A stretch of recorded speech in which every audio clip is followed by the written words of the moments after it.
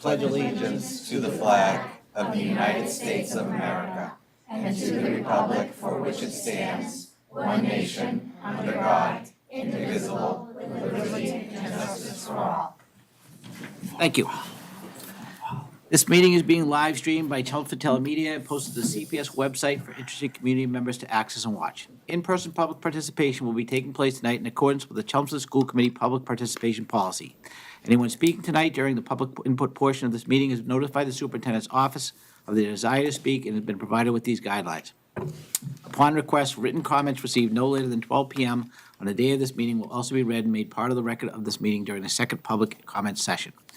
So welcome to this meeting of the Chelmsford School Committee. First order of business is to approve our minutes from our meeting on March 11th. I move that we approve the minutes of the regular school committee meeting of March 11, 2025. Okay, any corrections, comments? Okay, all those in favor? Aye. 5-0. All right, next up, our student All representative. right, so the career exploration breakfast for juniors will be taking place on April 15th. This event brings together professionals with a wide array of jobs, from sneaker creators to lawyers. Here, students will be able to meet up with two professionals during the school day and learn of their interests, educational background, and necessary skills needed for their career. And also, congratulations to the CHS chess team for their second place at the Lowell High School's Merrimack Valley Chess Invitational. And MCAS was today and tomorrow for my class in English, which was really fun, and students taking biology. And then the actual fun stuff is that spring sports are all started up. Great. All right, thank you. All right, any other good news to share? I'm sure I'm stealing somebody's thunder, but Dr. Lang and I had a chance to go see The Wizard of Oz this past week, and it was amazing. Apparently, we got incorporated into the actual play, unbeknownst to either one of us, but it was awesome. So I hope a lot of people got to enjoy it, and the kids did an amazing job. My absolutely unbiased opinion was that it was Yes. great. And kudos to the director for having two Yes, it's casts, a lot of which is food, a lot of absolutely concentration, wonderful. a lot of Yes. kids Yeah, to the staff manage. worked really hard on this. It a was lot of wonderful. kids. Yes, and I went to the Council of Schools, as did two other esteemed people here. But I wanted to just bring it up under good news. The Katie Greer presentation, really, the Council of Schools devoted $9,000 out of their budget for this throughout the year. And there is one more presentation coming for 9th through 12th, I believe, grade, and then the rising 5th graders. All our current 4th graders will go. And there's a presentation in the evening that's coming. And I believe, is that April 3rd? I thought it was the 3rd or the 1st. I thought it was on a half day. No, it's April 8th at the PAC in the evening, and it's free for parents. So that is on digital health and safety.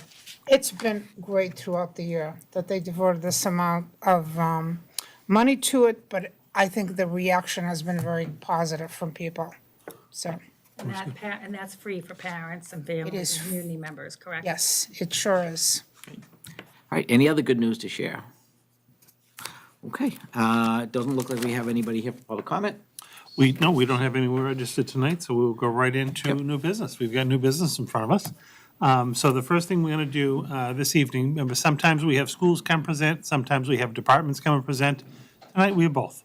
So we're going to hear from Catherine Richard, who is our new K-12 mathematics coordinator.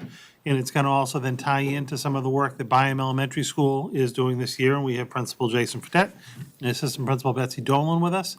And I will let you introduce your staff and students who are here to support you as you go. But we will start with Catherine. So welcome aboard. Thank you so much. So I am back. It's good to be back after about 6 months of being in the district. So it's really, I've gotten my sea legs now, and I'm very acclimated to being in Chelmsford and having a great time. So tonight I'm going to give you an update on a couple of big things that are happening in math. The first is something that, oops, I got to practice here. Something that Dr. Parks came and talked to you about when he did the McCarthy presentation earlier this year. It's called the Breakthrough Results Program, so I'm going to talk a little bit about that. We're going to talk about how the Reveal implementation is going, so we're in year 2. I'm going to introduce you to my beautiful math instructional specialist, and then the stars of the show, we're going to do a little reveal in the classroom activity with some special guests that are behind me. So really excited for that. So Breakthrough Results is a project that we're partnering with the district management group, and we are in our second cycle. So we started cycle 1 back in September, so we've kind of figured out what we're doing now. We have 2 groups. We have a 7th grade group and an 8th grade group, and we are basically really focused on the results. So we have set goals based on focus standards that the team has chosen, and we are, during the cycle, it's really about trying to increase our student understanding of this specific focus standard that we're looking at. The project is kind of twofold. So it is also meant to be a leadership opportunity for some of our teachers. So it's meant to grow leaders and also get results. So it's kind of twofold there. So this is kind of what the cycle looks like. We are at we're in the middle of week 6. So this one is a 9-week cycle. They're typically between 9 and 10 weeks. We start by doing a pre-assessment, after which we set some goals for ourselves. And then each week, the teams meet. So the 7th grade team meets together, the 8th grade team meets together, and we look at results. We talk about instructional strategies, best practices. We look at the results and see where kids are still kind of maybe struggling, and we work together to collaborate on some good ideas. So it's been actually,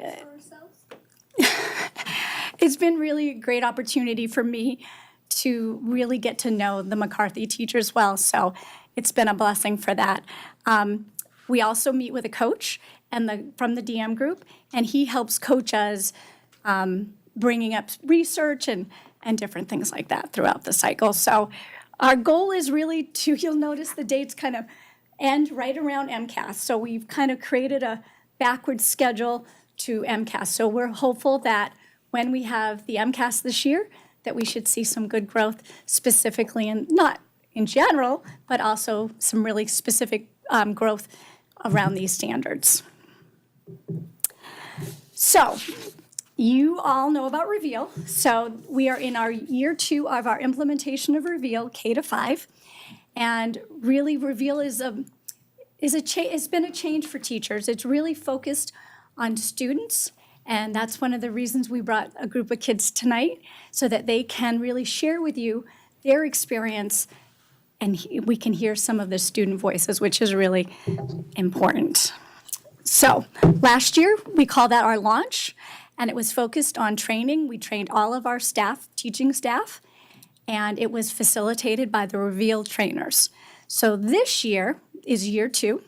We're calling this Plan, and it's really about planning with intentionality. So we've offered 3 professional learning days for the K-5 math teachers, along with the special ed teachers, and we've really focused on using the program to plan. So now that they understand the program, now we can look at the pieces, specifically things like develop the math portion of a Reveal lesson. And that is really a big change for them. So it's been really good to kind of explore that with the teachers. And we've started talking about student discourse, which is what we're going to see tonight.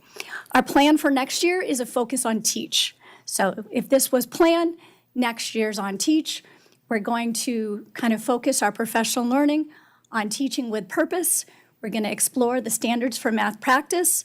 We're going to talk about number routines and differentiation. So that's kind of our plan for next year. And you'll notice the through line on the bottom of year 2 and year 3 is our math instructional specialist. So with me are our brand new math instructional specialist, Amanda Bernier and Leslie Yanka, and they are each assigned to 2 schools. So they spend part of their week at one school and the other half of the week at another school. So we split our time, but together they've been instrumental in doing those professional learning for the whole district K-5. So We bring in the 5 teachers as well, but they do, well, I'm going to let them talk a little bit about that. So Leslie here is going to talk a little bit about their role and what they've been doing this year so far. Should I move this? Yes. So, hello, I'm Leslie Yanka. It's nice to see you all in person. I usually see you on the YouTube channel for the school committee meeting, so it's nice to see you all in person. So I'm at South Row and Center. And so this is I'm just going to go through what our role is in the school. So one part of our role is to coach teachers in best practices, which could include differentiation, how to do small group instruction, and discourse. How should students be talking to each other in math? Another part of it is to support the staff in the implementation of a reveal that Catherine just talked about. So it's to really understand and how to effectively use the curriculum and the resources.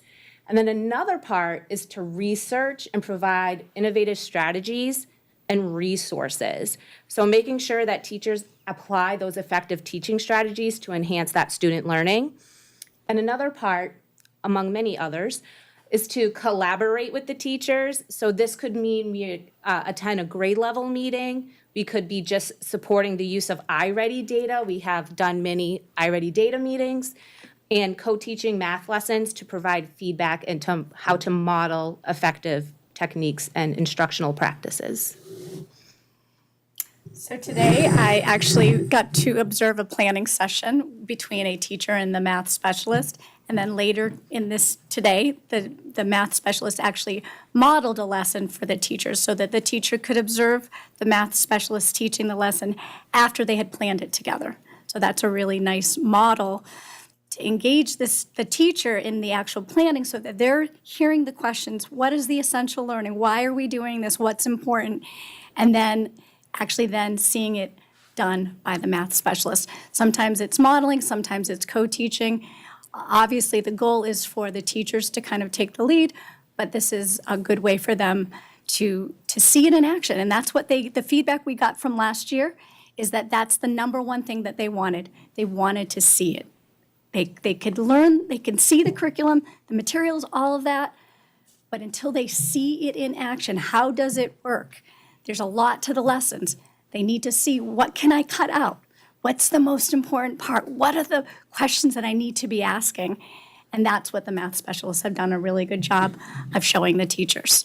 So we'll turn it over. Now we're going to do what we're calling Reveal in the Classroom. And Amanda's going to take over, and she's going to introduce our friends and set us up for what we're going to see today. Thank you. So one of the things we've been focusing on a lot recently with all of the teachers and kids that we've been working with is how to support discourse in the mathematics classroom, because we know that when kids can really talk about what they're learning in effective ways with really good vocabulary usage, they're deeply understanding the content. And so we're trying to push the students and also the teachers to try new strategies to get kids to talk better with, really structured conversations so that they can learn how to have those content-based discussions. So some of the steps that we take are to provide students with sentence starters. Sentence starters are great for all students, but in particular, it does also support MLL students, multilingual learner students, and also our SPED students. And so it's something that can create unity within the classroom where all kids are getting the same tools, but they're helpful for different reasons in different ways. So it's really nice to see the kids using them. And you'll see the little ones behind me are going to use those today. So they'll get to showcase what that looks like to incorporate sentence starters in their language when they're talking with their peers. We also encourage use of manipulatives in the classroom. I didn't bring any here today because it felt like one thing at a time for now, but we have a lot of manipulatives that came with the Reveal program that really enhance students' abilities to connect the content with like a physical act of moving things around and making sense of math with their hands as well until they can sort of transition through into deeper understandings of the content. Again, we emphasize math vocabulary, and one of the things that we've tried doing is encouraging the use of vertical whiteboard spaces for students, which is what you'll see here today. vertical whiteboards essentially are just a way that research tells us people communicate best, and we're using that to leverage ways to get kids to talk to each other. It gets them up, it gets them moving on their feet. They have more like fluidity with the way that they communicate with one another because it feels more of like a social atmosphere. And so it helps them sort of take the pressure off of like sitting and only one person talking at a time, and it really encourages them to communicate with one another best. And that's what all my friends back here are going to show you. So this can look a lot different depending on the grade level. In the younger grades, K to 2, we tend to focus on partner work, where strictly there's 2 students working together to accomplish these goals. At that age, developmentally, they really need to focus on just one person at a time because they're still learning about how to transition out of that parallel play phase that happens in pre-K and what that looks like in a classroom at the elementary level. And then in the older grades, we prefer to work in groups of 3. That's research says that's the most optimal group number. And you can see there's just some samples there. This is a 3rd grade classroom where the students were working together at their poster. One of the kids got cut out of the picture, but you can see some of the posters and the sentence starters there. They're hanging up in lots of classrooms all around the schools that we're all at. And so how does this connect to Reveal? All of these strategies are used within the Reveal program, and so we sort of bring them to life in the classroom. So today, the kids behind me are going to be working on the problem you see here. It comes from a section in the curriculum called the Learn section, and it highlights essentially the focus of that lesson in particular. And so this lesson happens to be about multiplying 2-digit by 2-digit numbers. And so the problem says that Paul's classroom is getting a new carpet. Those are the dimensions you see in the picture, and so the kids are going to be trying to answer the question, how many square feet of carpet does the room need? And this can be brought up in the classroom loads of different ways. So you'll just see one example of something that Ms. Babson and myself have been working on with her students in the room today. And so, Ms. Babson, can you come up? Hi, everybody. You can. Can you all hear me? Oh, yes. You want Okay, this? I'm Chrissy Babson. I'm a 4th grade teacher at Lyme Elementary. I'm known as the Queen Bee, and we're the Beehive. Just a little plug for that.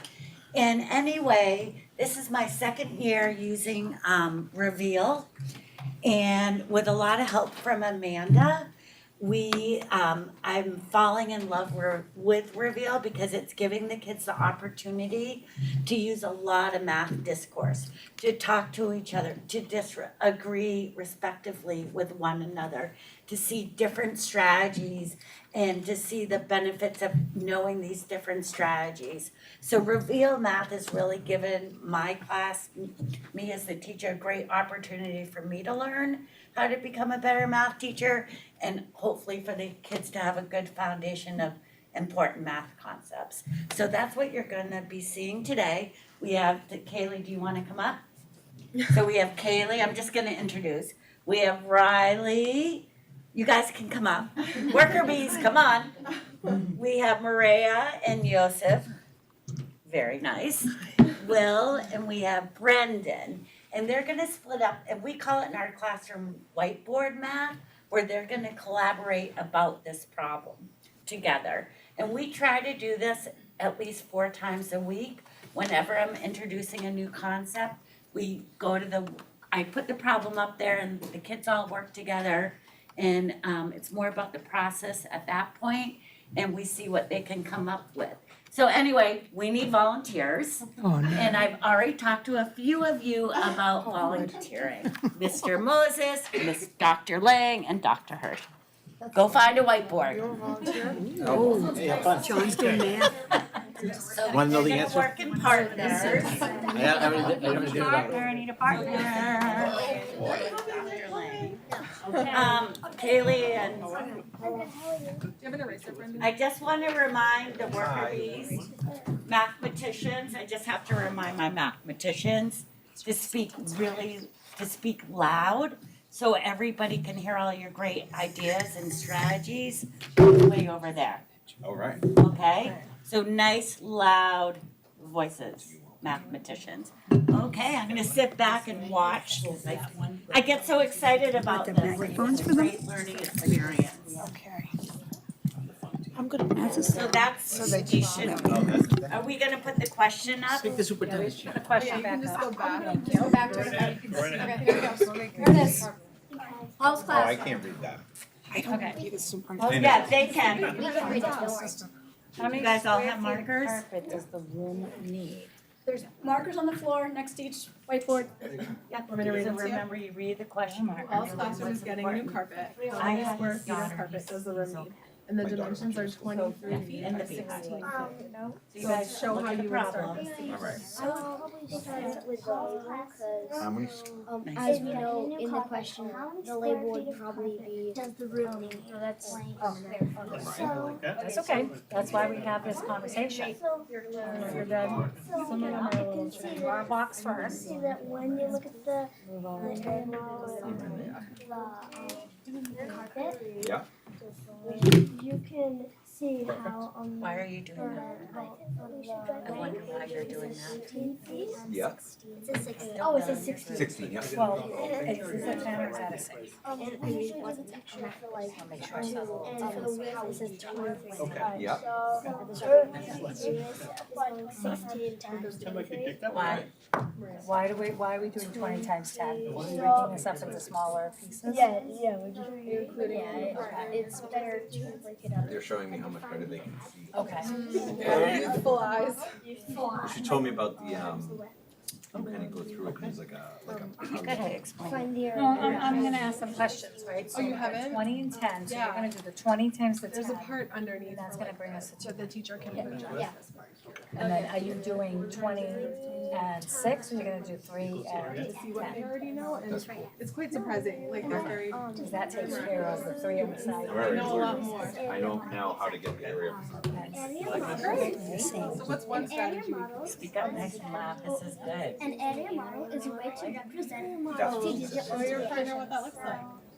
Basically, we break apart the multiplication as This is good with the message.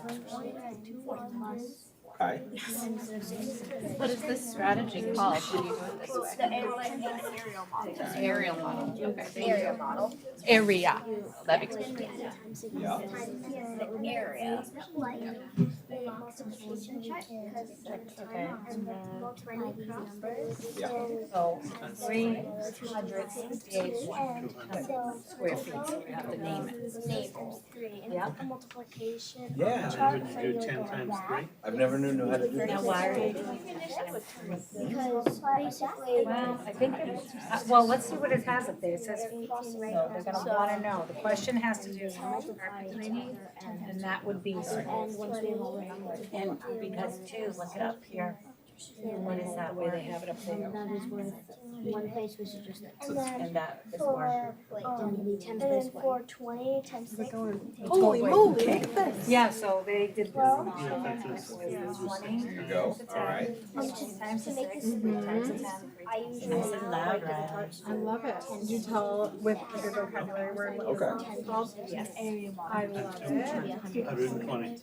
Is there a different way that you put it down? Can't let me walk with you. We'll stay for a few more seconds.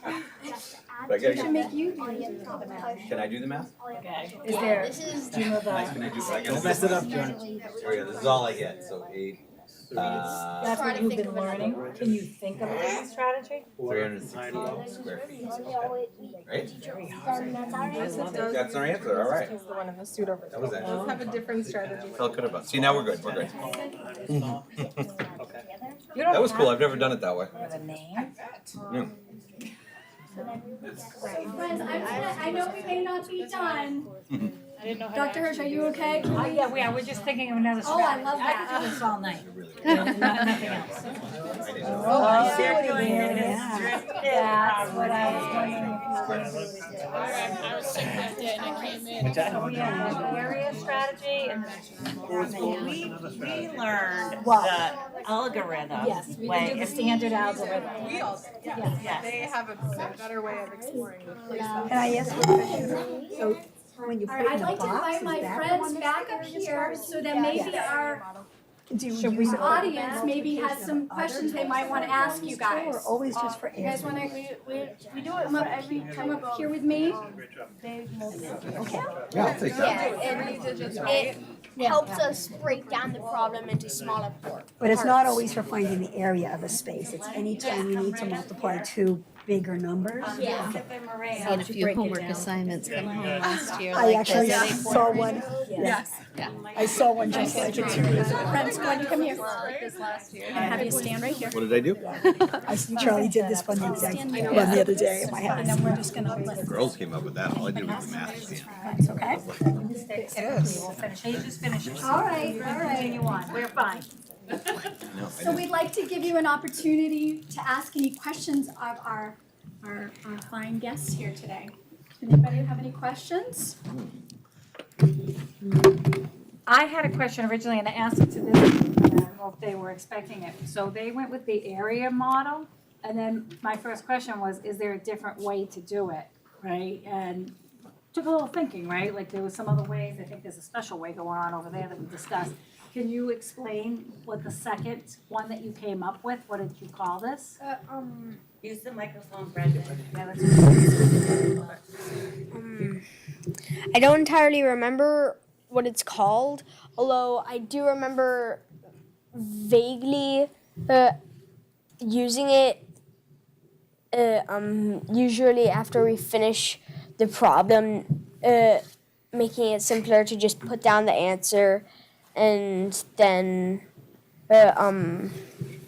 putting it into parentheses showing that you do this before you add it to the next one. So then you could see that I had the plus of the answers under it. So then I found the answer and put it up top because then you see the whole equation's answer. Does anybody know what that would be called? The distributive property? Distributive property, yes, nice. Wonderful. And that's a big fancy, It is a big word. older student word, so that's a good word to have. The teachers will be very impressed. Can I ask a question too? So in the area model and the distributive property, are you finding the full product at the beginning, or are you finding what, Riley? When you're doing the little squares, you're finding the what product? The partial product. Taking the part to get to the whole. Yes. So I have a question. How does this feel different than maybe how you learned math maybe last year?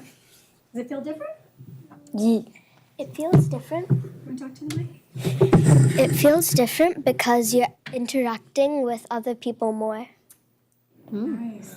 Does it help you learn that way? Yes. Yes. Anybody want to add on to that? Yeah, go ahead. It feels different because a lot of the times you're learning new strategies that you didn't know last year. I love that. But also somebody else's different strategies maybe, right? Go ahead. It feels different because you're learning with different people each time, and with each different person, they have different ways of learning, and you could be matched up with someone you never knew and learn their ways of doing math, and they might also learn your way of doing math, and it's new. That's great. It's great. Love that. That is a special part of the way we're doing the whiteboards is that you're never with the same group. We're mixing up the groups all the time, and we're not mixing necessarily by ability. So sometimes maybe the way we used to do things were one group might be here and another group might be here. We're mixing them all up. So they're getting to hear lots of voices. Oh, yes. You want to turn the mic? So there's this boy in our class, and I'm not gonna state his name, but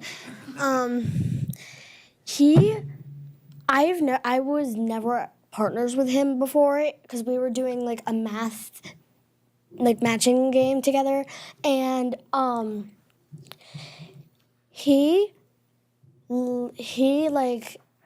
had a way different strategy than I did, and he got it. And it was like a longer strategy than mine, and he got it within like 2 seconds. And I was very surprised because I had never worked with him before. And I was in the same class as him last year too.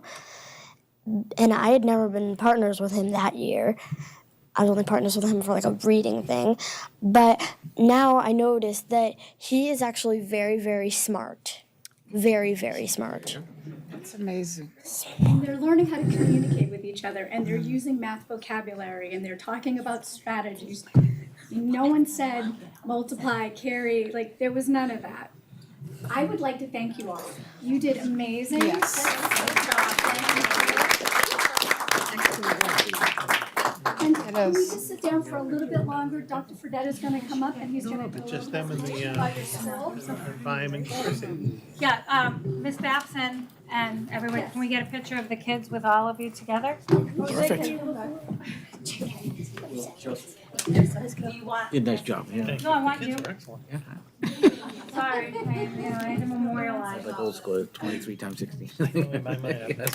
I actually have tears in my eyes because it was so great to hear their experience Yeah. of what, and sharing it with all of you and how much it really is making an impact. Mm-hmm. Brings tears in my Spent a lot eyes. of time with this class lately. Yes. I've been in like 3 times in the past 2 weeks? Nice, good. All right, thank you so much. Hey, guys. Thank you.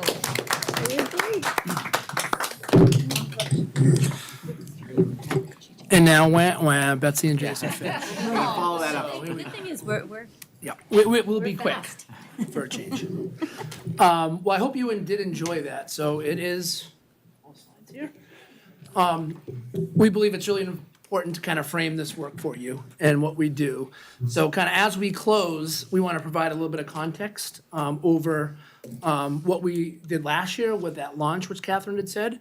And Betsy will take you a little bit back in a time about that.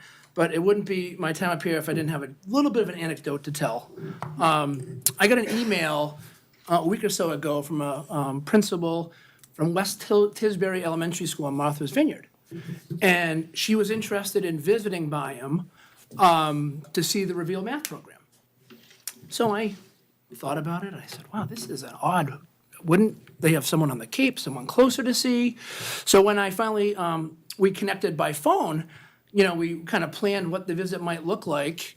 And I said, I have to ask, where did you get Byam School to visit from? This is a travel. They're staying overnight. They're coming Friday. They're staying overnight in lovely Chelmsford, leaving, the islands and coming to stay overnight in Chelmsford on Thursday to come in early on Friday. And she said, I researched.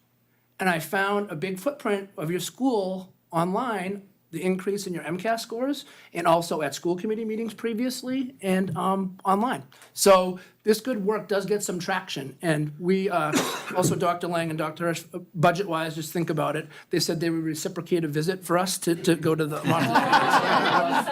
teachers that are certainly interested in doing that. Yeah. But I'm gonna turn over to Betsy because we were in front of you last year talking about the launch of this program. So we're gonna do a little bit of the Wayback Machine. Yeah, so just doing just a quick summary. Last year we came in and we did some highlights from classrooms, videos. This is just a screenshot, not a video. But just to remind us, last year we were highlighting routines and math talk from Reveal Math in our 4th grade classes, 3rd grade, 2nd kindergarten classes to get a feel for what that math talk, which you just observed from the students as well, looked like and felt like from the students, no matter what grade they were in. And just speaking as someone who goes into a lot of classrooms and was there obviously last year in our first year of implementation, and then this year for our second year of full year implementation, I can see the teachers understandably are much more comfortable. It's our second year using it, and that's wonderful to see, but also the confidence in the students. They are hitting the ground running come September because the routines, no matter what grade you're in, K to 5, are the same math routines. So no matter what grade they're in, they are still using the Be Curious. They're still using the same manipulatives. They're using the same structure within the classroom to learn their math talk. And those students that may not have been so willing to participate and answer questions, may have been a little afraid to answer for fear that they would be wrong, are the ones that are really showing a lot of that math talk in class when they're not only just in partner work, but I also observe a lot more hand raising from, as a whole, from all grades in students with this Reveal Math program, which is wonderful to see that confidence is really hitting so many students in a positive way. So that was really something that I wanted to just highlight, is continuing even tenfold this year with our K-5 program. I'll turn it over to Mr. Fredette. And I always want to get the opportunity to kind of frame the work of our district as well. And as we're in our third year of our strategic plan, really what we're doing has been a strong focus on, and this is certainly in our academic achievement realm, but is our strategic plan, that the district will focus on mathematical achievement, particularly in elementary and middle grades, to build strong foundation of academic success in high school and beyond. I won't really reread all the other part of it too, but this starts with our strategic plan and our planning, and we wonder why we do all these things and we have these overarching things. What you've seen kind of trickle down from our students here is part of well-planned activities and also an approach that we're really focusing on. That then bleeds into our school improvement plan. So as a Bayham School Council, we developed our plan too to match what we were doing in the district. So, and you see this similarly as you have other elementary schools come up here and middle schools, same kind of language. We're using iReady scores, which we're using in as well in our district plan, that we're looking for our students to exceed 110% median to typical growth on the iReady Spring 2025 diagnostic. Now, I'm sure my mathematicians are behind me could talk more about median, but it's a different way to look at it rather than students that are exceeding or meeting standards. This is looking at growth. And I think it's really important for us as a district, and we're looking at larger groups and swaths of students to look at growth. And, what we're really proud of too is if you look at that 110% median, what iReady will tell you is a year's growth is 100% to the median. And so this gives us a nice measure as we go along and look halfway through. We looked over our last 3 years as a school council, and we were exceeding that year's growth. So we're trying to come out aggressive and be at 110% so that we're going to be exceeding a year's growth for our students. And then really talking about what we had with Amanda and Leslie here, really implementing into our plan the position of that math instructional specialist this year, which has been great. So when you look at that part of our planned activities, are utilizing those instructional specialists to build teacher capacity, which they just talked about in math instruction, and also about the Reveal training, which has been great, and we've been able to attend them ourselves. It really is great to grow that in-house. You have a program that comes in and does that initial launch, and then to have our own staff who is on the ground every day training staff really makes a big difference in how those feel. So I think we came here last year, and I think this is a really important position to support because we came last year, and the majority of our teachers, me being one, trained as an elementary teacher, really didn't have a huge math background. Right? We had a background in heavy reading, and there's nothing wrong with that. I think kids learning to read, so important, and we do devote that to.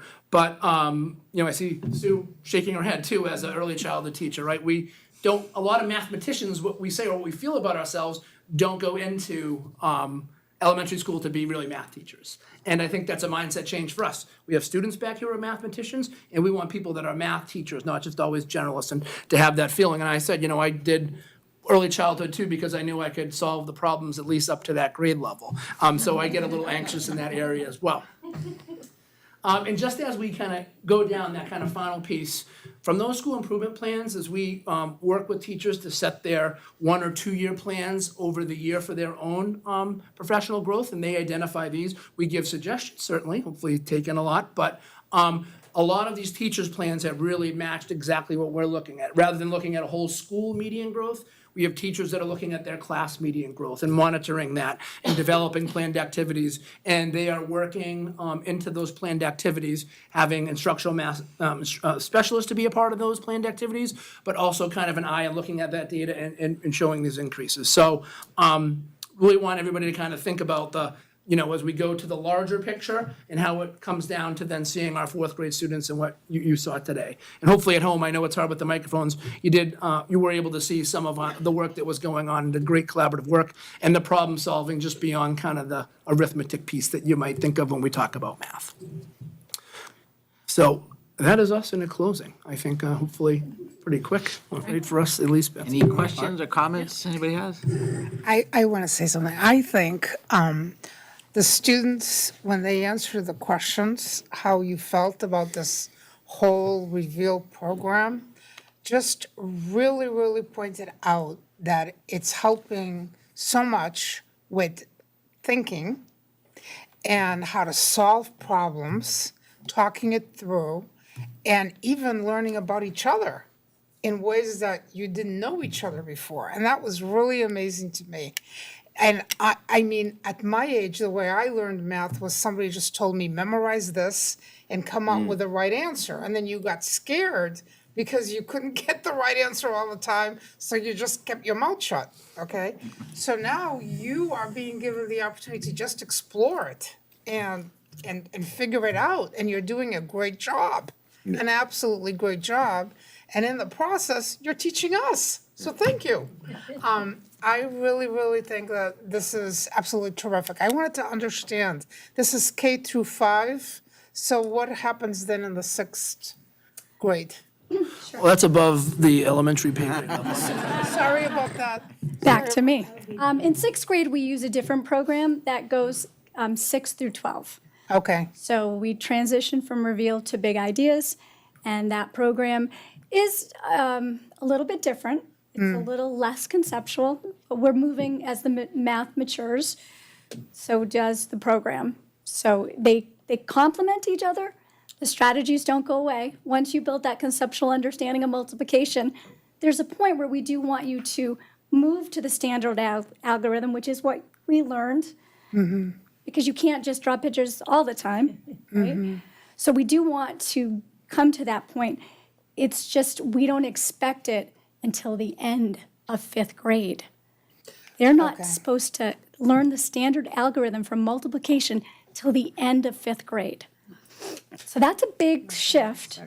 So we are doing a lot of vertical conversations between grades, and we will continue to do that so that we're transitioning well between specifically 5th and 6th grade, because they are using different programs. The good news is they're in the same building, and they do have a lot of conversations too. because then that shift from 6th to 7th is a pretty tough shift, so wondering what's happened in that 6th year. But this is absolutely, honestly, I'm amazed. This is a person who, I like analytical thinking and I love it, but mathematics was not the way I learned it, so it's absolutely wonderful.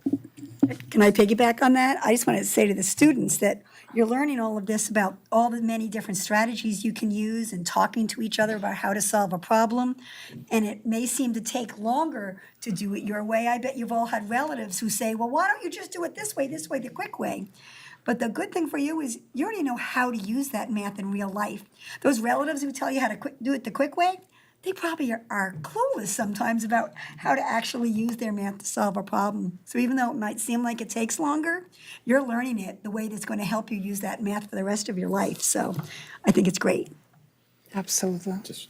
I just wanted to comment on Team Awesome, which was my team. I named the team after you left. Team Awesome. I learned a ton. I actually didn't. I knew some of these concepts, but I've never actually seen it done that way. The math, and I was like, I wish I'd probably learned it that way. And a lot like Maria, I had to memorize things. But when I would get like frustrated or didn't know or scared, she would kind of get quiet, and I would get really noisy because I was a noisy kid. But that's what I did when I was scared. And this young man in the blue suit, keep rocking a blue suit for the rest of your life. It looks really good. I love that suit. And then thank you guys. This is good. Absolutely. For me, this is great. You said it's a different strategy when you get up to the grade level. I teach science. I have my kids, they have to write down the formulas and they do pictures. And so it's not going to go away. You're going to still keep using it even if you get the higher level math. So it was great to see that them using the strategy and talking about, the formula for area and length times width and plugging in and all those different things to see them doing that at 4th grade. Wish I could get some of my chemistry kids to do that. Send the kids to your class. Yeah. We'll go on a field trip. Well, thank you all for coming tonight, especially the students. Thank you. Keep good work. Yeah. I have some of these markers and an eraser. Yes, but like I love it.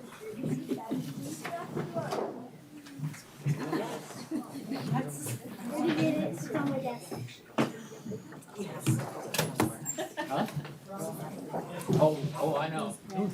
Yeah. Whenever they've had you write the formula, A equals L times, I'm like, wow, look at that, that's pretty good. Oh, sharp. That's what I was saying, you know, I have kids that won't use a formula in 11th or 10th grade. I love that kid. Blue suit. Take that back, so that's fine. You're gonna get one for the next meeting? I turned 50. I'm getting a powder blue suit. It's on my list. For real. Are you gonna wear it to every meeting? With the bow tie, I think you need the bow tie too. Gonna rock the collars, come back. Yeah.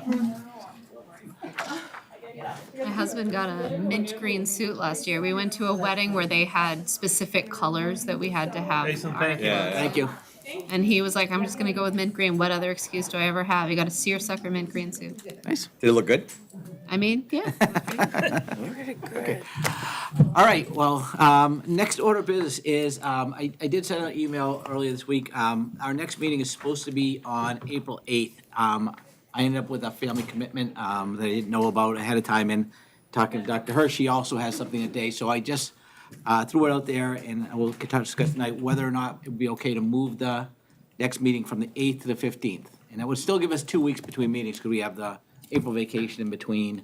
So we'd have our meeting, we'd have a week off, and then we're meeting again. So I don't know if anybody has any thoughts or opinions, one way or the other. I will be out of town that day, but that's fine if you guys want to move it. It doesn't, I mean. Will that be our restructuring meeting? It will be. Yes, right? yeah. Yeah, so I'm reluctant to miss it. I think that's the final meeting of the strategic plan steering committee for the town. We have a meeting that night too, but I wouldn't want to miss the restructuring meeting here, so. Which night is it, the 8th or the 15th? The 15th is, so if we Okay. move to the 15th, I have a conflict, but I may just not go to the other one, I don't know yet. But I do have a conflict, so. Again, if most people, the 8th is better, we just do the 8th. I just wouldn't. I can make the 8th, the 15th I can't, but I don't, again, it's up to you guys. Whatever works for. I am able to do either, so I can go with whatever that works for others.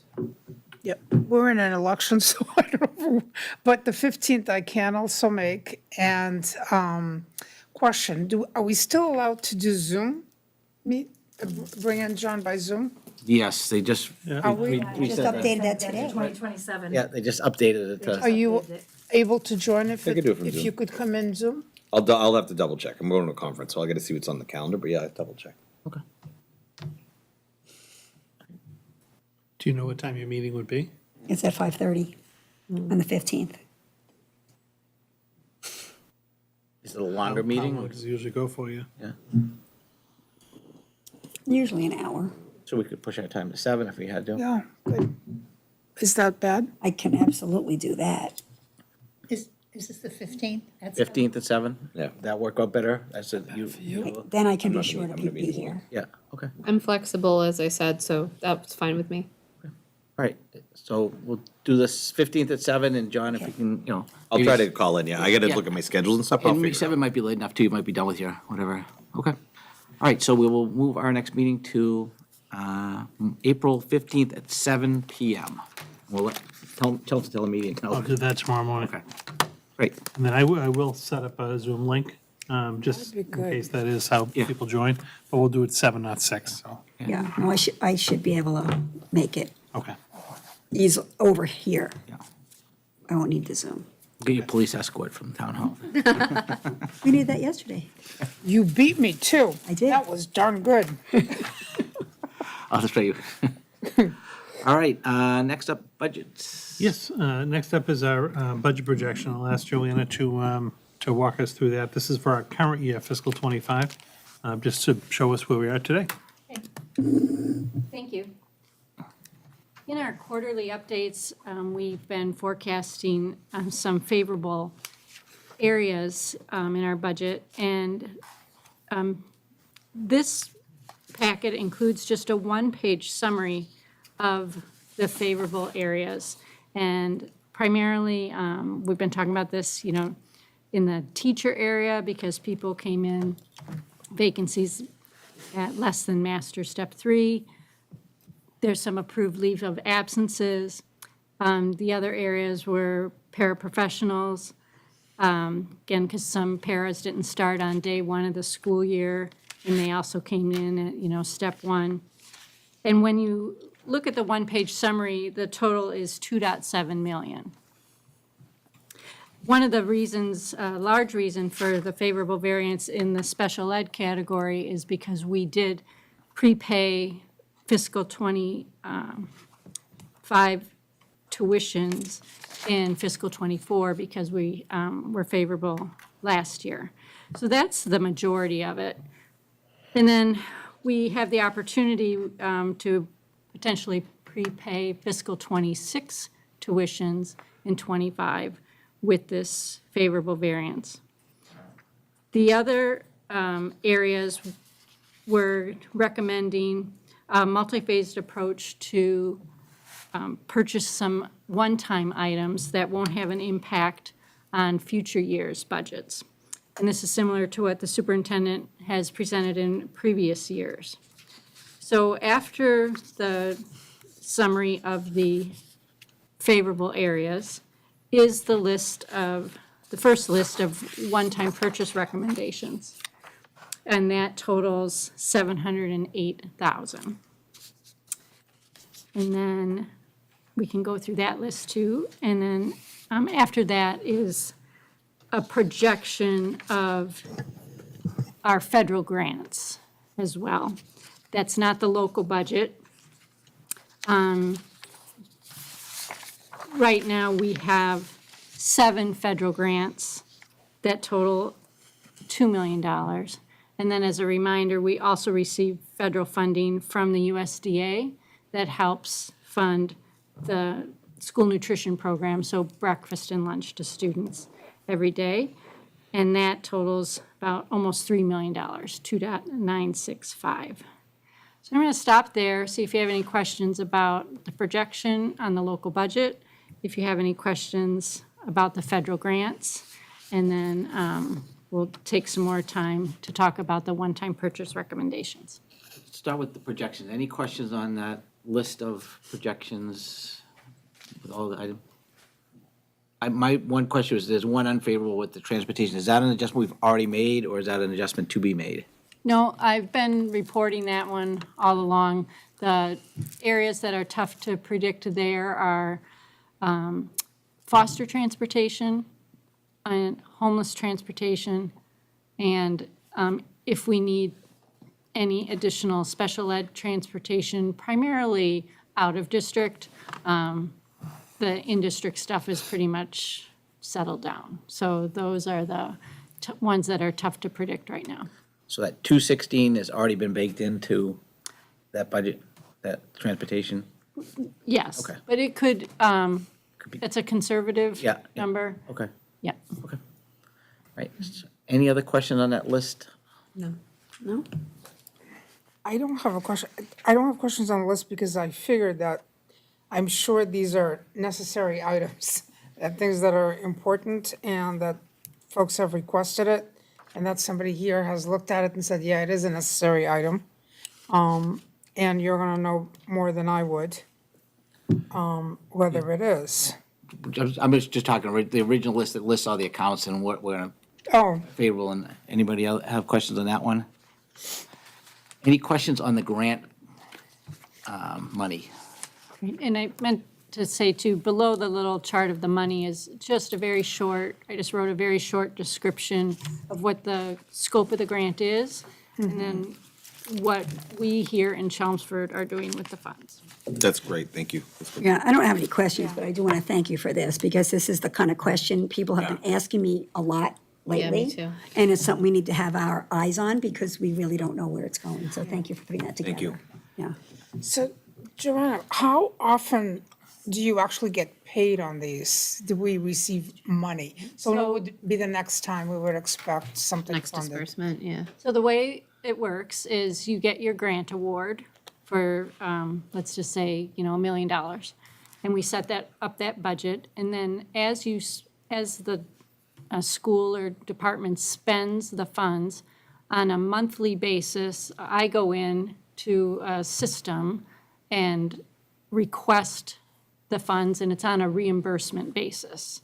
So if we spent, $20,000 on interventionists, I put in $20,000 on interventionists. and that's it. So it's kind of on a reimbursement basis. I choose to go in, I go in monthly, usually around the 20th of every month, and just do my drawdowns. And then hopefully it comes in that same month, and then I'm really not in deficit on the grant, except for maybe a couple weeks of that month. Can I ask, so I see that this is for fiscal year 2025. What is the timing typically for when we would begin to, I don't know if it's application-based or it's in some cases a recurring amount? When will we begin to have any indication about fiscal year 2026? It'll probably come this summer. Okay. And then most of ours are entitlement grants is the term for the Title I, Title III, the curriculum ones, and then Yep. the special ed ones too. And then one of them, no, they were all entitlements. And also, please remember, these are multi-year grants. They're 27 months. So these won't end until September of 2027. So if we. Okay. So we are No, currently, September of 2026. so we are currently, We're in year one okay, of the grant. Yep. got it. Yep.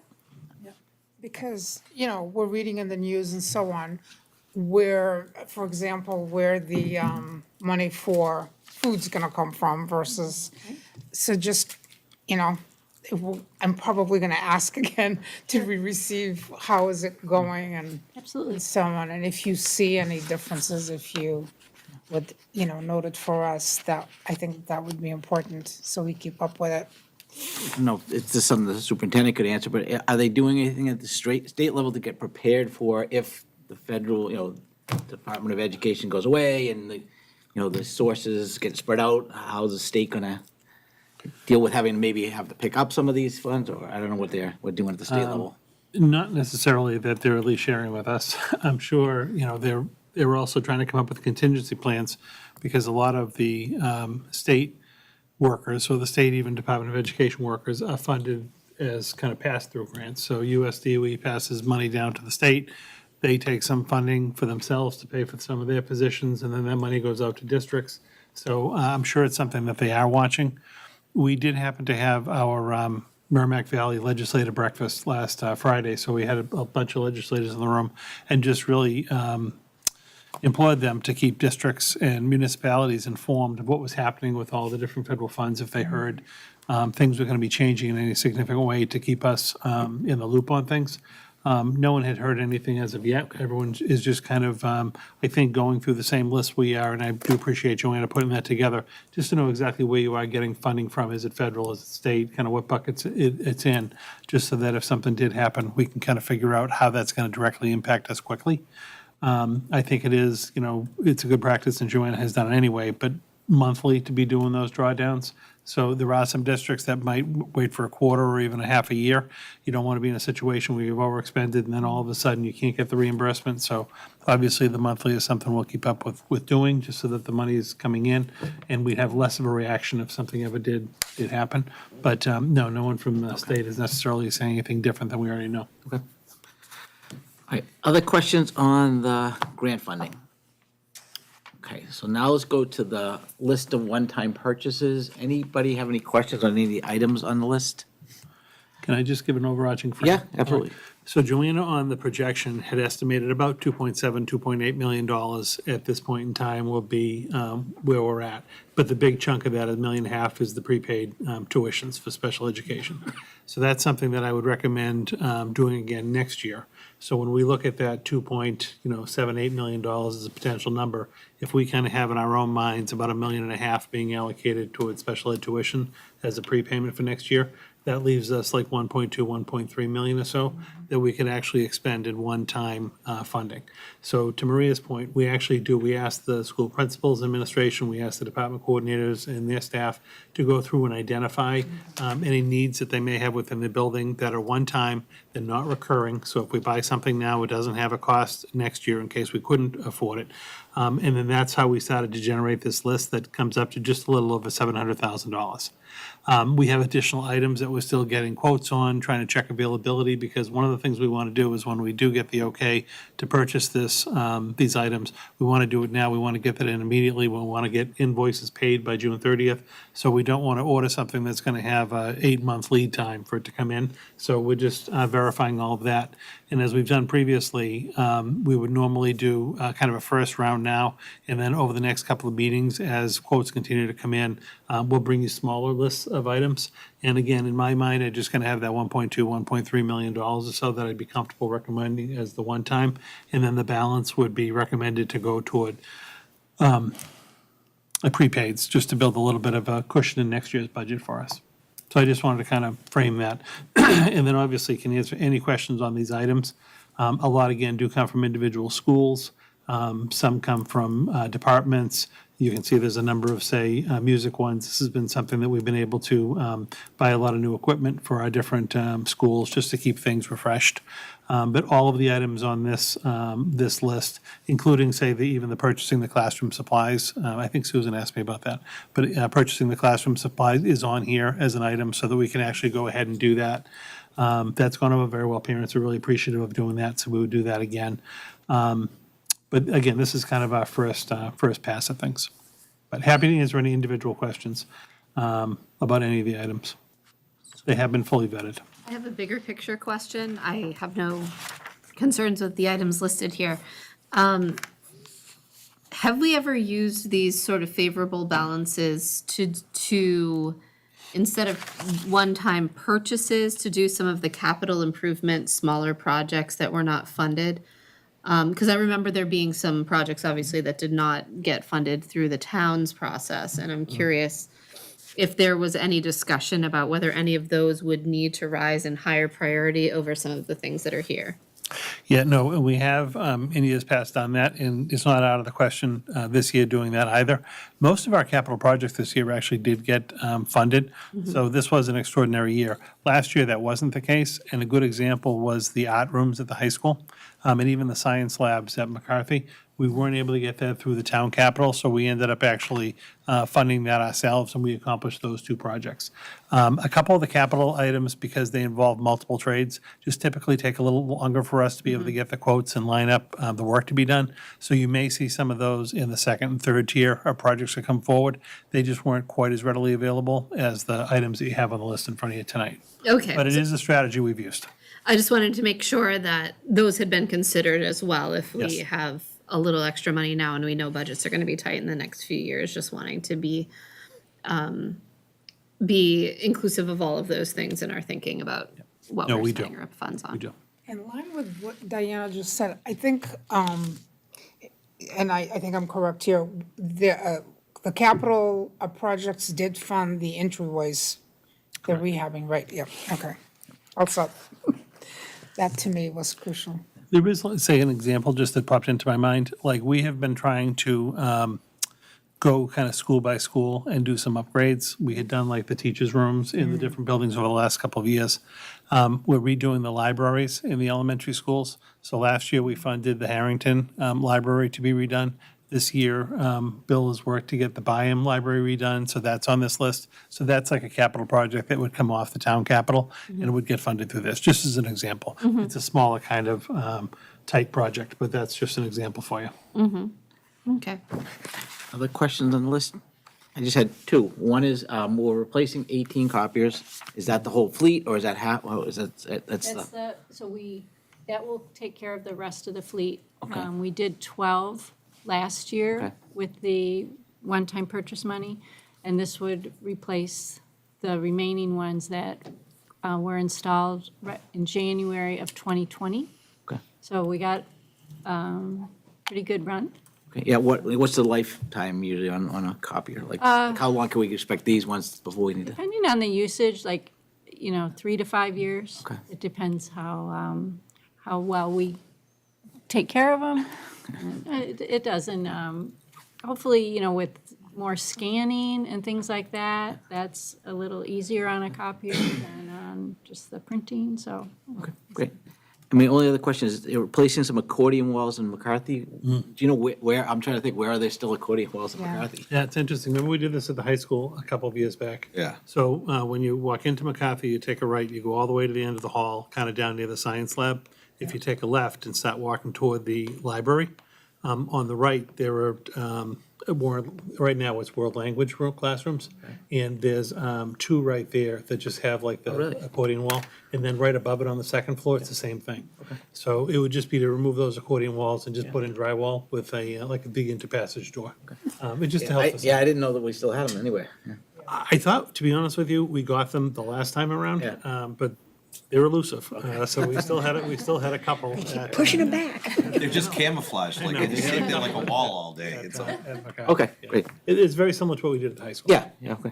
Yeah, and it looks like quite a bit's happening with the orchestra in, well, with instruments and music instruments at Parker. So that's bringing equity to the, Yeah, a lot of it is, again, trying to just update equipment when we can. Like, this is the perfect time to do this, and a lot of those musical instruments go for a long period of time. Linda reminded me, like, there are some instruments that are very difficult for kids to move back and forth from home to school. Yeah. The bigger ones. So this provides enough for the school. love the soundproofing. Yes, the soundproofing, I think, is going to be Yeah. helpful. And again, the instrument piece at, say, 5 and 6 is a little bit more subscribed than even 7, 8. And now where all the 5, 6 are in the same building, there's just a need for a little bit of more equipment musically in that building. Got it. Thank you. All right, any other questions on the list? All right, so now we need to do a budget transfer? Okay. So, I'm sure everybody's already seen the memo there? Yeah, Okay, okay. so we could take a motion. Okay.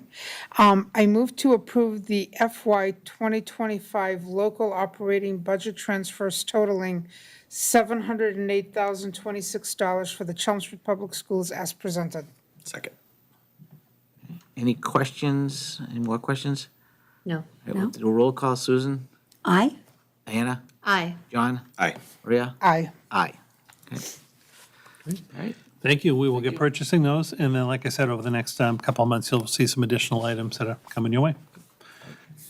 Next for me is item 6, the personnel report for the month of February. Just a listing again for you of some new hires to the district that joined us, a couple of resignations, and then we had anticipated special ed mid-year retirement. So just noted for you to keep track of the personnel changes happening in the district. anybody have any questions on the list? And no field trips? No, just as a quick aside, personnel-wise, we actually, we're doing very well. We're ahead of the game, even we beat last year's timing. We've already done our internal building transfers, and we're already actually out to the public to advertise the handful of positions. We don't have a lot, but we have a handful of positions that may be open for next year. And that posting's already been up in public for over a week. Schools are starting to go through resumes now and start the first round of external hiring. So we're in good shape for that point. That's great. That's great. And no, I'm sorry, I put field trips on there just because I knew there was a chance that the school committee meeting was going to change a week. And if something came in last minute, I just wanted to be able to put it on there. But we ended up not getting anything, so that's all I have for you this evening. All right, anybody have any liaison? Brief one. Yeah. Just last week, I went to the Biome. We talked about current issues that are going on in the town. They had a soup luncheon for the teachers and the administrators in the school. And Cindy, although she's no longer part of the Biome community, still shows up. So she thinks she's going to be in the Biome PTO forever. But that was it. It was a good meeting, and it's just good to see everybody and see them again today. All right, anybody else? Yeah, I have CHIPS PTO. Unfortunately, I missed the meeting, but they sent me an email to give me an update on what they're doing. They said they had their first staff appreciation luncheon. They got salads and sandwiches, and the board members from the PTO provide baked goods.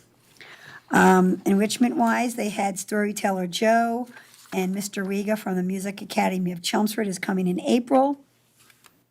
They've been doing so well with their fundraisers that they're adding an enrichment for May. They're having some baby goats come visit. Sounds fun. They've also recently approved funding for a book of the month. I've actually seen they've got one book that every single classroom at CHIPS is going to make sure they read that book and do activities about it every month. And the school asked for banners to help decorate for different books, so they've decided they're buying the banners, and they're able to give their classroom teachers and their specialists a $25 gift card each to put toward their classroom. So doing pretty well with their fundraisers. It's terrific. Good. Oh, you do too? Go ahead, Diane. Sure. McCarthy and Parker's PTOs jointly met on the 13th, and like at all the schools, a lot is going on. This Thursday is a STEM fair for Parker. And they had, at the time, about 35 entrants so far, so they were really excited. I think it's the first time, at least in a while, that they've had one at Parker. They are planning a We Are Parker extravaganza on June 11th, to be really meant to be a time to celebrate and be inclusive of the full community. They're gonna have cabaret-type performances, an art show, a badminton tournament, giant games outdoors, and food trucks that really run the gamut for different types of cuisines. So they're looking forward to trying out that event on June 11th from 5 to 8.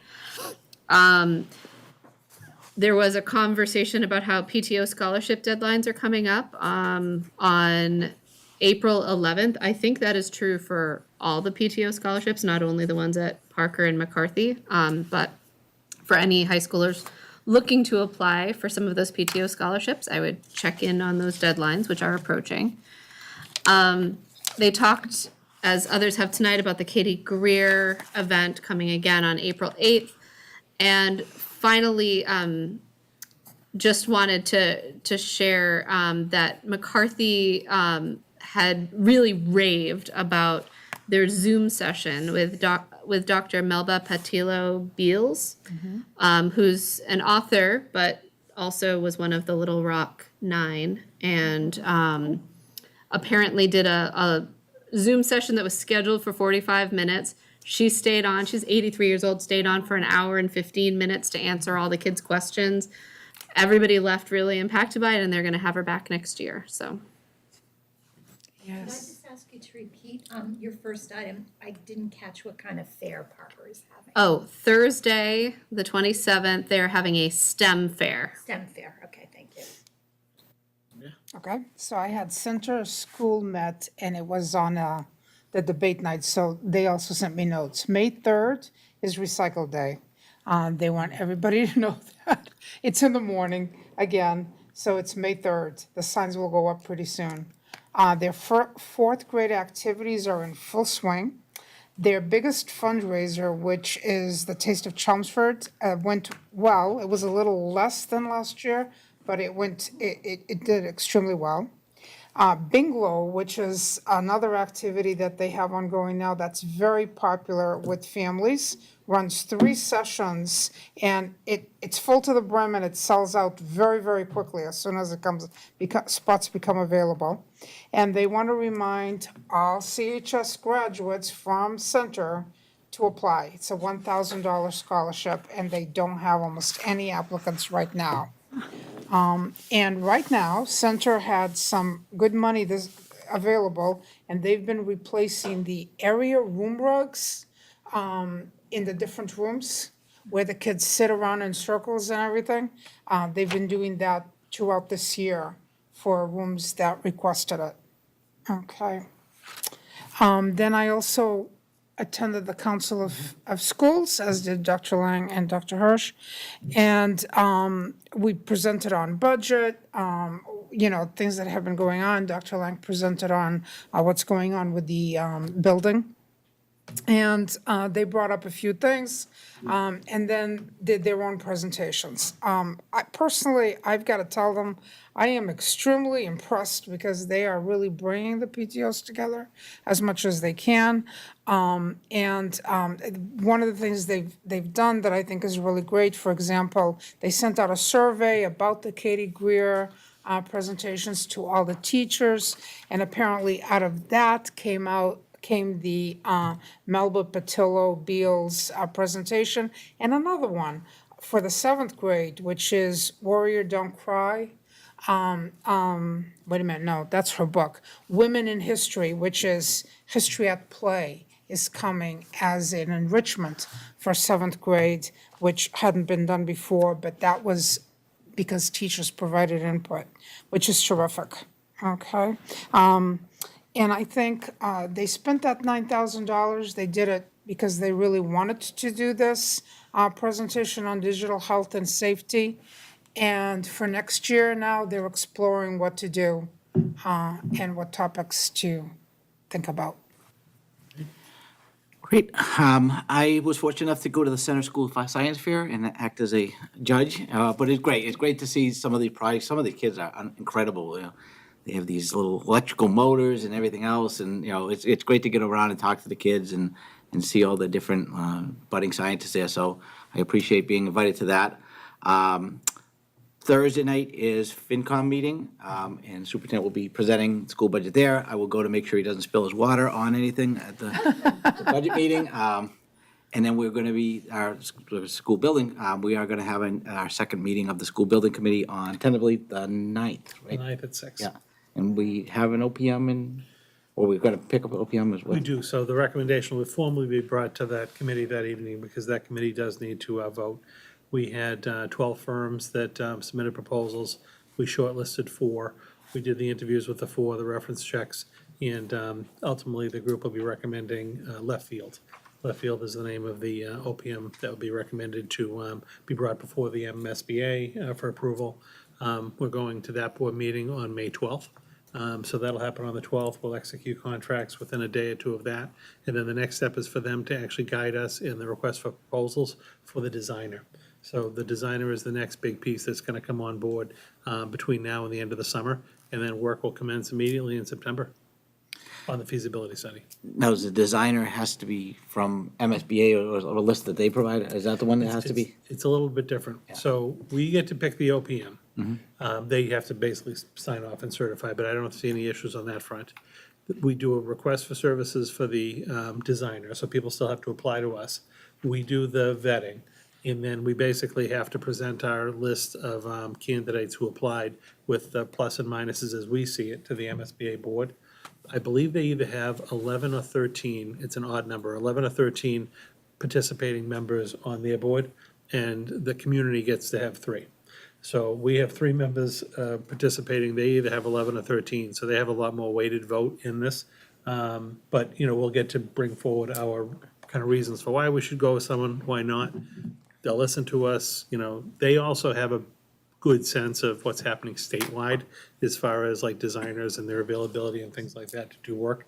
So that one's not completely in our control, but a primary component of the OPM is to guide us through that and really make sure that when we make the recommendation of who we'd like to work with, that we're on solid footing. Okay. Great. All right, anything else on liaison reports? Okay, anybody have any new items? I just wanted to, Somebody has new items. I just wanted to circle back to a topic that we've brought up in the past, and I don't want to let the year go by before we revisit the topic of technology, and specifically thinking of cell phones and smartwatches in schools. I know we did look through some information and talked about some of the implications about, what is currently in place in the schools. And I do think one of the things we talked about as a next step, and something I would really personally like to push for as a next step, would be to survey the different groups of stakeholders in our community about what their needs and kind of hopes are around any shifts or no shifts in the existing policies. So I'm thinking about, the question of fully banning cell phone uses in our secondary schools. What would that appetite be or not from different stakeholders? Is one of the schools' policy not coming, they're not exactly the same. So is one of them coming up a little short in one area or another? Are there interests in having a more district-wide uniform policy around things like smartwatches? And I could even go into AI, but for right now, AI still feels very intimidating. But I would love to have a conversation in an upcoming meeting about how we could gather community input on that. I am anecdotally getting a ton of people talking to me about this topic. I've been doing some research on my own to see what other districts are doing, so I would love to have a chance to discuss it as a group. Can I just, one thing, you said cell phones, smartwatches, and what was the third thing you said?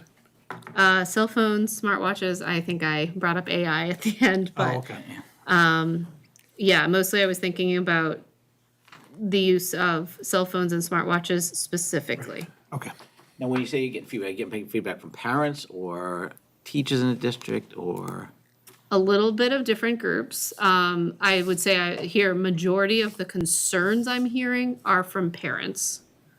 But I have had conversations with educators as well, so I've been hearing those perspectives. And so far what I'm hearing is, I'm not gonna get into it now, but what I'm hearing is differing opinions on exactly what the policy should be, but uniformly saying people want there to be a district-wide policy. So I'm not saying we have to do that, but I would love to explore it further and get more input so that it's not just anecdotal input. And on the AI, we're going to get something this summer, right? For after the MIT. Yeah, so Bill's kind of chairing that group that's with the teachers and staff on that.